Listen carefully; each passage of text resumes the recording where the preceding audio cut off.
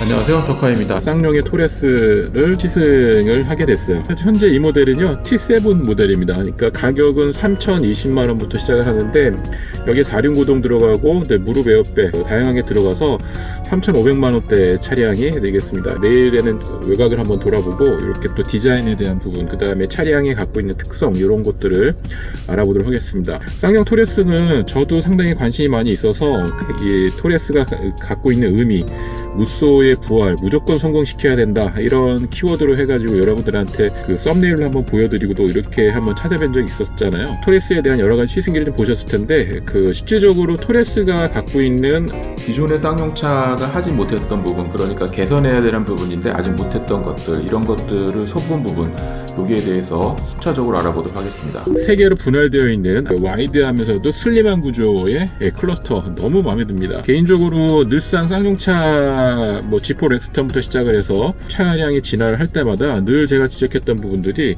이 공조기에 대한 애니메이션에 대한 부분, 그 다음에 유저 인터페이스, 아이콘, 그 다음에 폰트, 그 다음에 클러스터, 이 부분이 투자가 안 되고 있다, 이런 부분 계속 지적을 했었거든요. 그러니까 아날로그에서 디지털로 다들 이제 전향을 하는데, 거기서 계속 이제 아날로그도 아니고 디지털도 아니고 상당히 애매모호한 인포테인먼트 부분들을 많이 갖고 있었거든요. 그래서 그런 것들을 계속 제가 고쳐야 된다 얘기를 했었는데, 아무래도 그 당시에는 쌍용이 투자를 할 만한 여지가 그렇게 많지 않았었어요. 지금 이 차 같은 경우에도 기존의 뷰티풀 코란도를 베이스로 해가지고 정말 최소의 비용으로 최대의 효과를 낼 수 있는 이런 부분들로 완전히 리노베이션을 시켜있는 이런 차라고 볼 수가 있습니다. 그렇다고 해서 기존의 뷰티풀 코란도하고 이 차 같은 차냐? 절대 아닙니다. 제가 말하는 요지는 그것이 아니고요. 그만큼 쌍용이 잘할 수 있음에도 불구하고 비용을 가지고 상당히 고민을 많이 하다 보니 그런 전철을 많이 밟아왔었다는 거죠. 근데 그런 부분들을 여발한 듯이 깨면서 딱 등장한 모델이 바로 이 토레스 모델입니다. 이 토레스 모델을 여러분들이 느끼시면서 무쏘라는 그 워드 자체, 키워드 자체가 이 토레스랑 잘 어울리느냐? 잘 어울린다, 이렇게 얘기할 것 같아요. 무쏘의 이 성격, 그 다음에 이 토레스의 성격이 쌍용을 어떻게 부활시키는, 리딩해주는 어떤 그런 주요한 견인차 역할을 한다는 점에서 되게 공통점이 많은 요소가 있습니다. 메커니즘을 서로 좀 연결시키려고 노력하는 홍보라든지 이런 부분들도 참 잘하고 있다. 그리고 전체적으로 지금 이 차는 브라운 계열의 실내 인테리어 색상을 가지고 있고, 바깥의 색상은 그랜드 화이트 색상입니다. 그래서 화이트와 브라운이 베이스가 수입차에서 아주 잘 매칭이 되는 이런 색상이잖아요.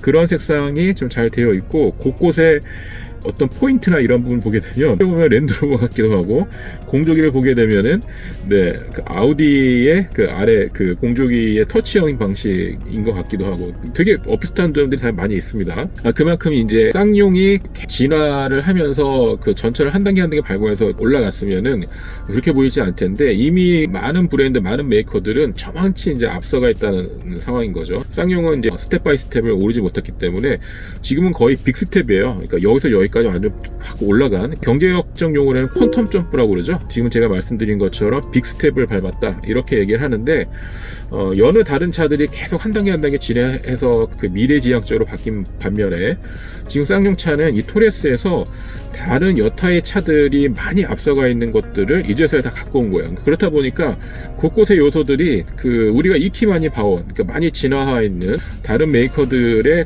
테크놀로지가 많이 좀 들어가 있다는 거죠. 그래서 보게 되면 우리가 지금 이미 많이 수입차나 아니면 현대차 기에서 많이 봤던 그런 느낌들이 많이 좀 들어가 있어요. 그렇지만 꼭 그렇게만 세팅되어 있진 않아요. 그러니까 예를 들어서 지금 이 스티어링 휠의 모양이라든지 이런 걸 보게 되면 쌍용이 지향하고 있는 그런 오프로드에 좀 적합한 그런 스티어링 휠 사이즈나 모양새도 가지고 있고, 이 3분할로 되어 있는 클러스터의 모양도 되게 슬림한 구조로 되면서 전체 대시보드 상면부를 완전히 심플하게 울그락불그락 막 올라가는 그런 형태 아니고, 위에 대시보드 같은 경우에는 완전히 민자예요. 민자를 그냥 쭉 뽑아져 있는, 운전해서 바라볼 때 후드의 그 높이나 이런 부분들을 딱 보게 되면 되게 와이드하고 그 지표면을 잘 볼 수 있도록 이렇게 했습니다. MVH가 기존 쌍용의 여타의 다른 차들에서 제일 좋다, 이렇게 제가 얘기를 듣고 있거든요. 정말 그런 것 같습니다.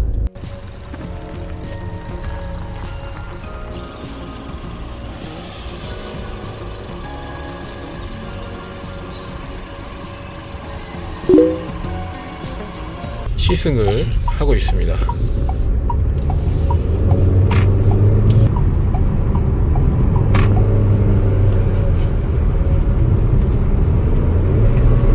순간 발진력은 그렇게 아주 좋지는 않습니다. 뭐 우리가 생각하는 아주 드라마틱하게 좋지 않다라는 거지, 마치 뭐 슈퍼카를 생각하셔서는 안 되잖아요. 1.5리터 엔진이니까 고급에서는 발진하려는 엔진은 충분히 열심히 구동을 하고 있는데, 워낙 그 차체 대비 엔진이 그렇게 큰 엔진이 아니기 때문에 엄청난 가속감을 자랑한다거나 이런 생각은 좀 접어두셔야 될 것 같아요. 소리는 커요. 네, 소리는 큰데 가속력이 그렇게 아주 빠르진 않네요. 1.5리터의 가솔린 터보 엔진 같은 경우 기존 전작 엔진보다 약 10% 정도 가속력이 좀 올라갔습니다. 그럼에도 불구하고 조금 그런 건 아쉽긴 합니다. 이 볼륨 자체를 키운 어떤 형태가 아니라 튜닝에 의해서 10% 개선한 것이기 때문에 드라마틱한 혁신적인 가속의 질감이 완전히 바뀌었다, 이렇게 얘기할 수 없어요. 전작의 동급의 엔진 기준에 했을 때 말씀드리는 거죠. 그래서 서스 자체는 아주 되게 좋네요. 인스톨이 아주 잘 되어 있는 것 같습니다. 예쁘죠? 네, 전체적으로 후드의 질감, 아까 제가 말씀드렸다시피 이 대시보드가 전체적으로 그냥 민자이기 때문에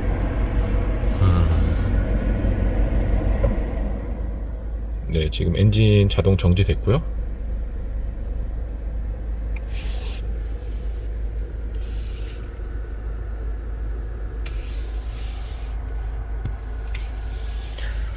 네, 오토 스탑이기 때문에 정지가 된 겁니다. 그리고 이쪽 보시면 이런 마감에 대한 이질감이, 플라스틱과 플라스틱 사이의 이질감이 전혀 없습니다. 네, 진짜 아주 잘 맞물려져 있어요. 네. 그리고 기어 노브, 네, 이 색상하고 그 다음에 크롬, 그러니까 아끼지 않은 거예요, 소재들을.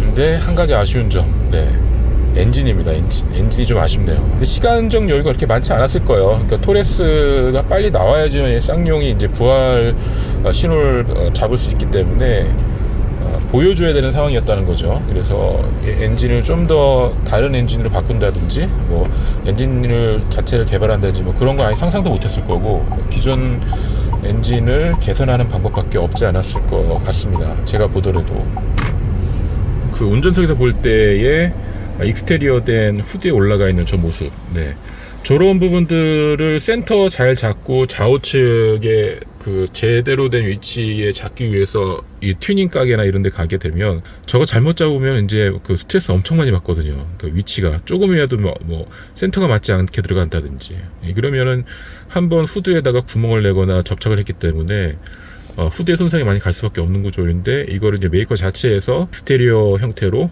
후드의 모양새를 잘 잡아주는 저 형태, 소비자 입장에서 되게 고마운 거죠. 네, 그런 부분들.